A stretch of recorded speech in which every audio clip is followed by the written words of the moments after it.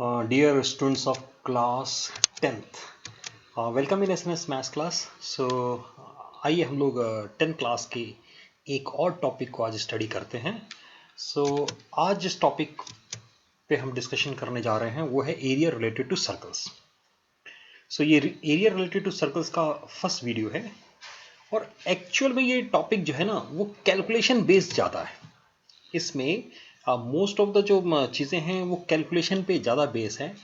कोई नया फॉर्मूला कम है एक एरिया सेगमेंट और सेक्टर को छोड़ के। रेस्ट हमारा टॉपिक बहुत ही सिंपल है। थोड़ी कैलकुलेशंस करनी होंगी टॉपिक में। तो जब हम एग्जाम में इस टॉपिक को प्रिपेयर करेंगे तो हम इसमें अच्छा स्कोर कर सकते हैं, क्योंकि इसमें लिमिटेड फॉर्मूला का यूज करके हम क्वेश्चंस को करेंगे। आज लेक्चर 1 में हम एनसीईआरटी की फर्स्ट एक्सरसाइज को सॉल्व करेंगे और उसके पहले थोड़ा सा इंट्रोडक्शन इस टॉपिक का लेंगे।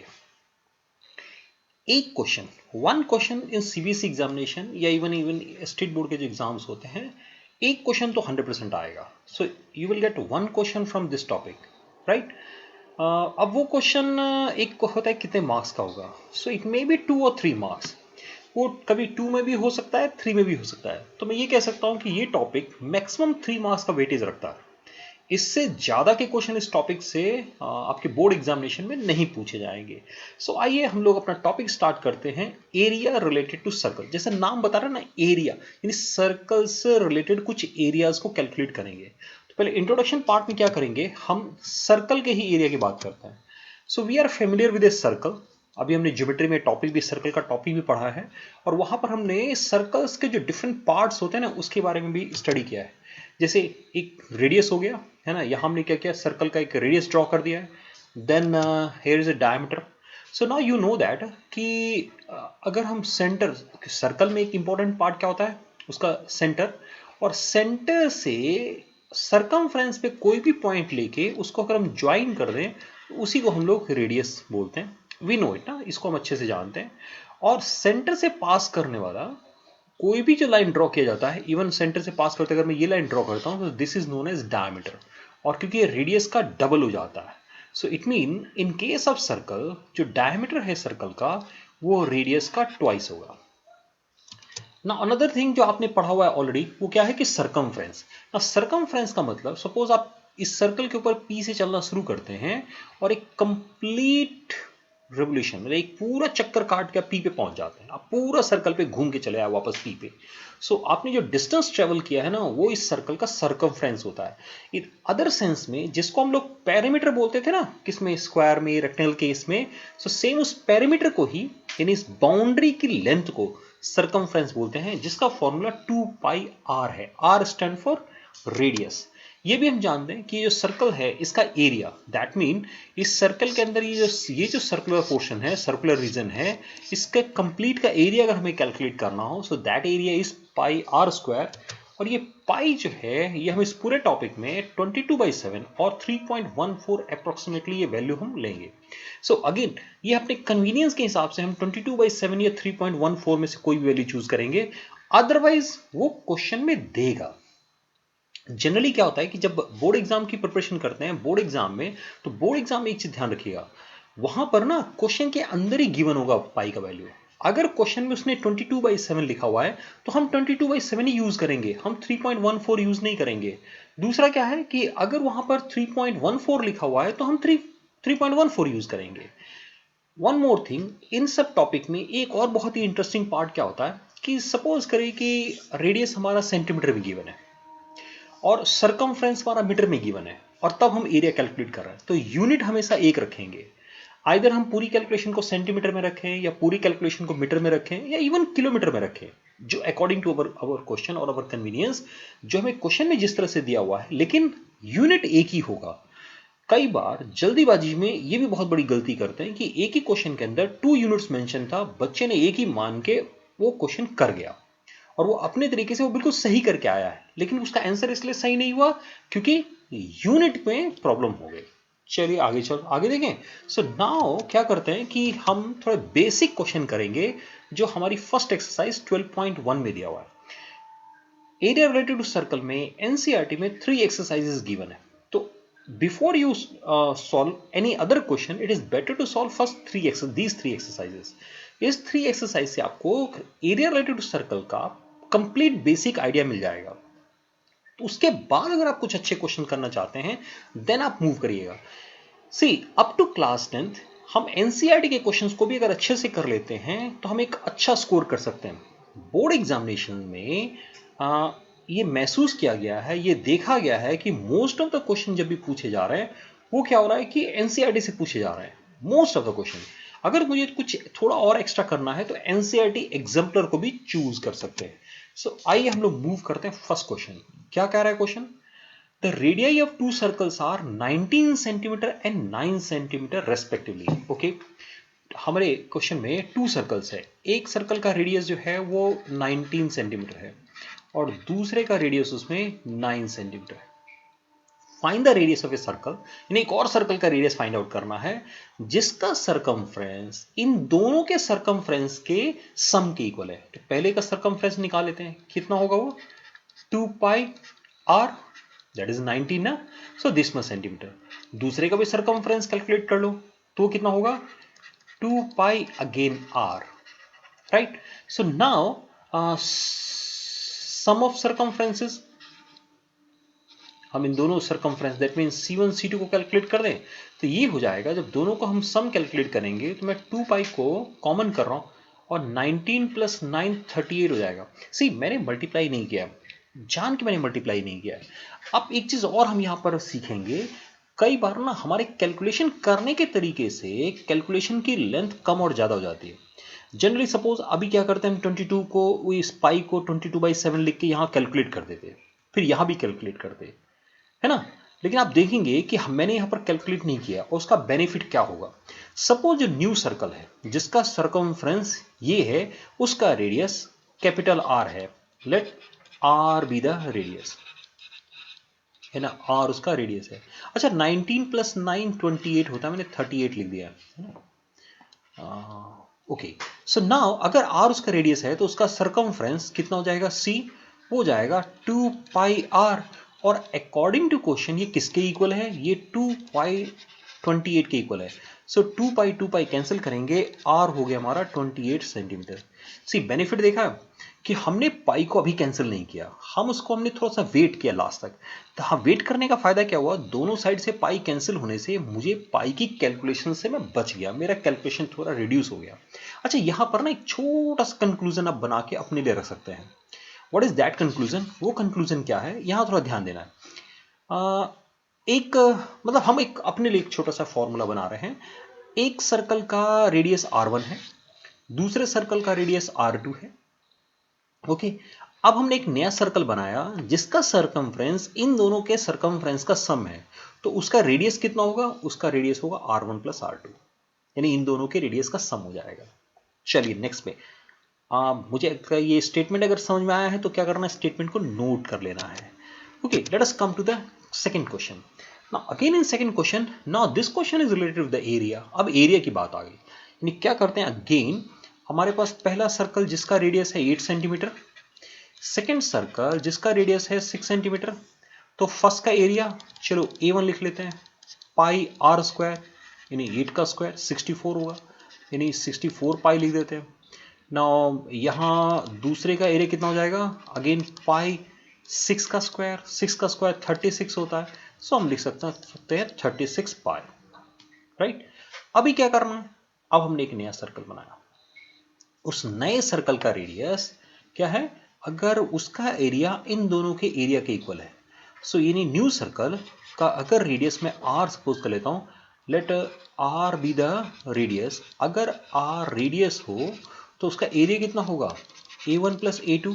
Now due to this R हम उसका एरिया लिखेंगे पाई आर स्क्वायर, लेकिन क्वेश्चन के हिसाब से वो है कितना, विच इज 100 पाई। हमने पाई को कैंसिल कर दिया, सो आर स्क्वायर आ गया 100, यानी आर हो गया 10। Now 8 6 10 Pythagorean triplet. So from here I shall conclude ना, और we may conclude one statement. क्या स्टेटमेंट दे सकते हैं कि अगर हम 2 सर्कल्स लेते हैं जिनके रेडियस डिफरेंट, अगर डिफरेंट रेडियस के मैं 2 सर्कल्स लेता हूं और उन एक ऐसा सर्कल जिसका एरिया इन दोनों के एरिया के सम के इक्वल है, तो उन तीनों सर्कल के रेडियस जो हैं वो पाइथागोरन ट्रिपलेट होंगे, वो पाइथागोरन थ्योरम को प्रूव करेंगे, है ना, यानी वो सेटिस्फाई करेंगे, राइट। हमने क्या कहा कि अगर हम 2 सर्कल्स लेते हैं जिनके एरियाज डिफरेंट है, सो इन दैट केस क्या होगा कि जो एक तीसरा सर्कल लिया जाए जिसका एरिया इन दोनों के एरिया का सम है, so in that case what will happen, ये जो 3 सर्कल्स हैं इनके रेडियस पाइथागोरन ट्रिपलेट्स होंगे। चलिए नेक्स्ट क्वेश्चन पे मूव करते हैं। हियर आवर नेक्स्ट क्वेश्चन कह रहा है figure depicts an archery target.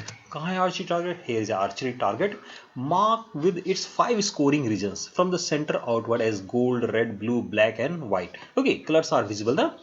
So the diameter of the region representing gold score is 21। ये नीचे ये जो फर्स्ट हम दिख रहे हैं ना, ये जो डायमीटर है ये 21 सेंटीमीटर है। देन क्या कह रहे हैं, each of the other band is 10.5, यानी ये जो बैंड है ना, एक बैंड ये हुआ, एक बैंड ये है, एक बैंड ये है, एक band, so each band is 10.5 centimetre wide. हमें हर एक स्कोरिंग रीजन का एरिया फाइंड आउट करना है। सो द फर्स्ट जो येलो कलर में नजर आ रहा है गोल्ड वन, तो उसका एरिया तो डायरेक्ट कैलकुलेट हो जाएगा, यानी area of gold region. Gold region, now area of gold region क्या होगा, pi are square, and here r is 21/2, right ना। इट इज सिंपली 21/2, क्योंकि 21 तो डायमीटर है, सो वो हम क्या लिखेंगे 21/2। इसको कैलकुलेट कर लेंगे। अब इसको कैलकुलेट करेंगे तो ये हमारा आंसर आ जाएगा 346.5 सेंटीमीटर स्क्वायर। ओके, नेक्स्ट क्या करते हैं कि अब हमें इस रेड रीजन का एरिया कैलकुलेट करना है। तो रेड के लिए क्या करेंगे, रेड तो इन दोनों सर्कल, मतलब रेड क्या है कि पूरा जो रेड पोर्शन है उसमें से येलो को माइनस करना होगा। तो क्या करते हैं हम, यहां सेंटर से स्टार्ट करके इस रेडियस को ले लेते हैं।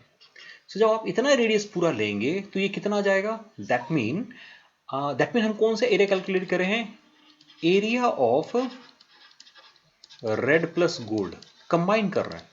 तो जब रेड प्लस गोल्ड आएगा तो उसका रेडियस कितना हो जाएगा, रेडियस कितना होगा, तो इसका रेडियस था 21/2 और वो है 10.5 वाइड, तो 10.5 प्लस 10.5 21 आएगा, यानी कंबाइंड एरिया कितना हो जाएगा, पाई 21 का स्क्वायर, राइट ना, पाई 21 का स्क्वायर। सो इसकी कैलकुलेशन करनी होगी, तो क्यों ना मैं डायरेक्ट कैलकुलेशन जो मैंने क्यू ही है उससे मैं लिख देता हूं। सो दैट इज 1386 आएगा आपका आंसर। आप कैलकुलेट करके देखिएगा। So now area of red region क्या हो जाएगा, एरिया ऑफ रेड रीजन क्या करेंगे, इस कंप्लीट में से अगर हम गोल्ड वाले को माइनस कर देंगे, नहीं, इस कंप्लीट से जैसे ही गोल्ड को माइनस करेंगे तो जो आंसर आएगा 1039.5 सेंटीमीटर स्क्वायर, ये हमारा आंसर हो जाएगा। ऐसे ही थर्ड पे चले। थर्ड में क्या है कि थर्ड हम, अब मैं ऐसे करता हूं ना थोड़ा सिंपल करने के लिए, गोल्ड को 1 करते हैं, ये 2 है, ये 3 है, यानी अब हम क्या कैलकुलेट कर रहे हैं, area of all 3 region, area of 1 + 2 + 3, ये कितना हो जाएगा, तो कंप्लीट रेडियस लेना होगा। अभी रेडियस कितना हो गया, ये 10.5 था, ये 10.5 था, दोनों सम हो गए 21 आ गया, और 10.5 ये है, तो 21 को जब 10.5 से ऐड करेंगे तो ये आएगा 63/2। नहीं, सी अगेन, अब जो येलो है, येलो का रेडियस है हमारा 10.5, उसमें हमने रेड वाले पोर्शन को ऐड कर दिया और उसमें फिर हमने ब्लू वाले को भी ऐड कर दिया, तो जब 3 को हमने ऐड किया तो हमारे पास आया 63/2। तो अब जो एरिया कैलकुलेट हुआ वो जाएगा पाई 63/2 का होल स्क्वायर।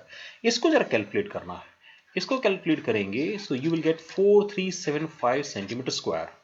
सो ब्लू एरिया कितना आ जाएगा, now the simple the blue area is, इस टोटल में से रेड प्लस गोल्ड को माइनस करेंगे, रेड और गोल्ड को जब माइनस करेंगे तो हमारा यही आएगा ना, और रेड और गोल्ड का सम कितना था, वो था 1386। सो 1386 को जैसे आप माइनस करेंगे यहां पे, सो सी, हो सकता है कि मैंने कहीं माइनस करके इसलिए लिख लिया हो ताकि हम कैलकुलेशन थोड़ा सा जल्दी कर पाए। सो दैट इज, ये आ जाएगा 7, यहां पर कितना है, जस्ट मिनट, हमने अभी जो कैलकुलेट किया है, लेट मी सी फर्स्ट ना, कि हमने अभी जो कैलकुलेशन किया है उसमें ये 63/2 को जब हम पुट कर रहे हैं, एक्चुअली ये मैंने शायद थोड़ा गलत लिख दिया है, ये है 3118.5। सी मैंने रफ में कैलकुलेशन करके रखा हुआ है क्योंकि यहाँ कैलकुलेट करने में it will take some time, और इसका मतलब यहाँ पर ये जो माइनस होगा ये 3118.5। सी आप इसको कैलकुलेट करके देखना है ना, यही आएगा। तो जब ये माइनस करेंगे तो ये हमारा आंसर आ जाएगा 1732.5 सेंटीमीटर स्क्वायर। नेक्स्ट, अब नेक्स्ट में जाने के लिए क्या करना होगा, है ना, नेक्स्ट में क्या करना है, अब नेक्स्ट में फिर ब्लैक को ऐड करना है। तो जब ब्लैक को ऐड करेंगे तो उसमें रेडियस कितना हो जाएगा, सी अगेन 10.5 इस पार्ट का, नंबर 4 के लिए 10.5 ब्लू के लिए, 10.5 ये और 10.5 ये, यानी 10.5 को हम 4 टाइम ले रहे हैं, सो रेडियस हो जाएगा 42। सो 42 रेडियस लेके एरिया कैलकुलेट कर देंगे और उसमें से क्या करेंगे, ये जो हमारा तीनों का कंबाइंड एरिया आया ना, इसको माइनस करेंगे तो हमें ब्लैक का आ जाएगा। फिर जब हम लास्ट फाइनल करने जाएंगे, जो सबसे बड़ा सर्कल होगा, तो इसमें 42 में 10.5 ऐड करेंगे तो ये हो जाएगा 52.5। सो बाय टेकिंग 52.5, जो सबसे बड़ा सर्कल है वहां तक का एरिया कैलकुलेट हो जाएगा। तो उसमें क्या करेंगे, ये जो ब्लैक का एरिया आएगा ना, इसको माइनस करने से हमें वो एरिया मिल जाएगा। दैट मीन क्या हो रहा है, सी है, येलो का एरिया कैलकुलेट किया है ना, फर्स्ट आंसर। येलो रेड को मिला के एरिया कैलकुलेट करके उसमें से येलो को माइनस कर दिया, रेड आ गया। ब्लू रेड येलो को मिला के एरिया कैलकुलेट किया, उसमें से रेड और येलो को माइनस कर दिया तो ब्लू का एरिया आ गया। सो ऐसे 1 बाय 1 एरिया हम कैलकुलेट करते चले जा रहे हैं। चलिए नेक्स्ट क्वेश्चन पे मूव करते हैं। आई थिंक क्लियर हुआ होगा, हमने 3 रीजन्स को यहाँ कैलकुलेट कर दिया है। ऐसे ही क्या करना है कि रेस्ट 2 रीजन्स को आप कैलकुलेट कर लेंगे। Another one क्या है, the wheels of a car are of diameter 80 centimeter. How many complete revolution does each wheel make in 10 minutes when the car is traveling at a speed of 66 km per hour? See this question. एक 66 kilometre है, दूसरा 10 centimetre है, यहाँ our है वहाँ minute है। So okay, first क्या करते हैं हम लोग कि क्वेश्चन स्टार्ट करने के लिए ना, जो व्हील है उसका डायमीटर हमें 80 सेंटीमीटर दिया हुआ है, यानी उसका रेडियस कितना हो जाएगा, उसका रेडियस हो जाएगा 40 सेंटीमीटर। ओके, सो नाउ इसका सरकमफ्रेंस कितना आएगा, circumference which is 2 pi R, that mean 2 pi meaning 22/7, या पाई रहने दीजिए, चलिए पाई रहने देते हैं, तो ये 80 पाई आ जाएगा, 80 पाई सेंटीमीटर। नाउ ये सरकमफ्रेंस का मतलब क्या हुआ कि एक रेवोल्यूशन में इतना डिस्टेंस ट्रेवल करेगा, यानी डिस्टेंस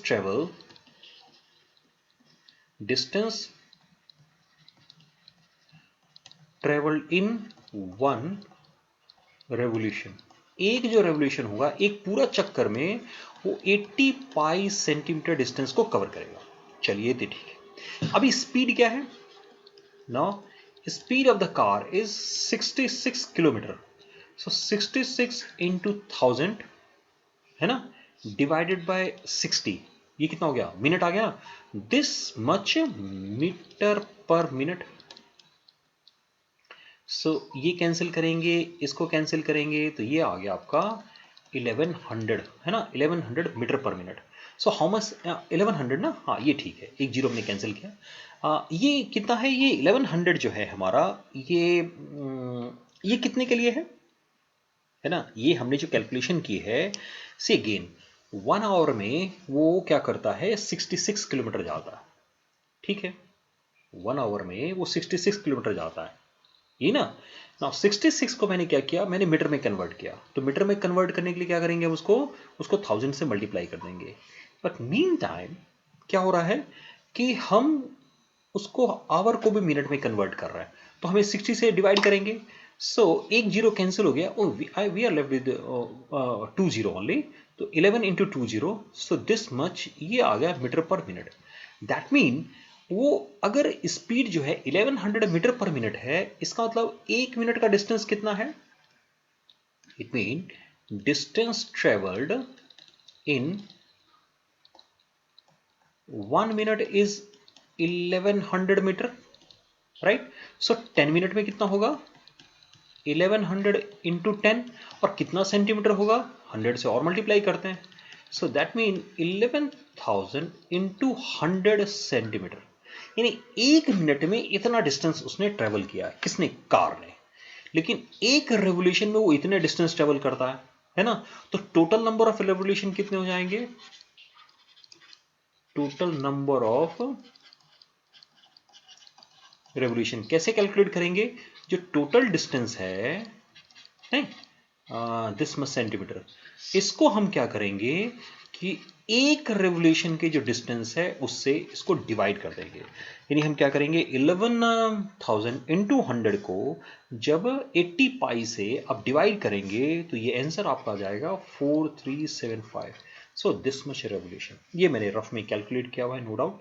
सो वहां से मैंने लिख दिया है just to save my time को बचाने के लिए। आप यहाँ पर मल्टीप्लाई कर लीजिए और मल्टीप्लाई करके आप चेक कर सकते हैं कि whether this is the answer और नॉट। चलिए नेक्स्ट क्वेश्चन पे मूव करें। सेकेंड, ये क्वेश्चन में थोड़ा सा किलोमीटर सेंटीमीटर डिफरेंट यूनिट्स दिए हुए थे, तो ये क्वेश्चन थोड़ा सा ठीक लगा मुझे। ओके, नाउ क्वेश्चन नंबर 5, ये ऑब्जेक्टिव टाइप क्वेश्चन है कि tick the correct answer in the following and justify your choice if the perimeter and the area of a circle are numerically equal. यानी क्या कह रहा है, एक सर्कल का पेरीमीटर और उसका एरिया पाई आर स्क्वायर ये इक्वल है, तो हम ये कैंसिल कर दें, राइट। अभी देखिए क्या कर सकते हैं, हम आर को इधर ले जाते हैं और आर को कॉमन करेंगे तो क्या आएगा, R minus 2 equal to 0, it is R square into 2r। So या तो आर 0 होना चाहिए तब भी उसका पेरीमीटर और एरिया इक्वल होगा, या आर का वैल्यू 2 यूनिट होगा। अगर if R is 2 units, even in that case उसका क्या होगा कि पेरीमीटर और एरिया दोनों इक्वल हो जाएंगे। सो ये हमारा क्वेश्चन नंबर 5 था। सो ये जो फर्स्ट हमारी एक्सरसाइज थी ना, in which we have only these 5 questions, इसमें ये 5 क्वेश्चंस थे। सो ये हमने क्या किया है कि एरिया रिलेटेड टू सर्कल का इंट्रोडक्शन पार्ट है। ये इंट्रोडक्शन मीनिंग हम एरिया का फॉर्मूला और पेरीमीटर ये दोनों चीजें हमने अपने प्रीवियस क्लासेस में इनके फॉर्मूले पढ़े हुए हैं। तो यहां हमने सिर्फ क्या किया, उन फॉर्मुलों पे बेस हमने कुछ क्वेश्चंस किए ताकि हमें थोड़ा सा याद आ जाए कि what we have learn in our previous classes related with this circle.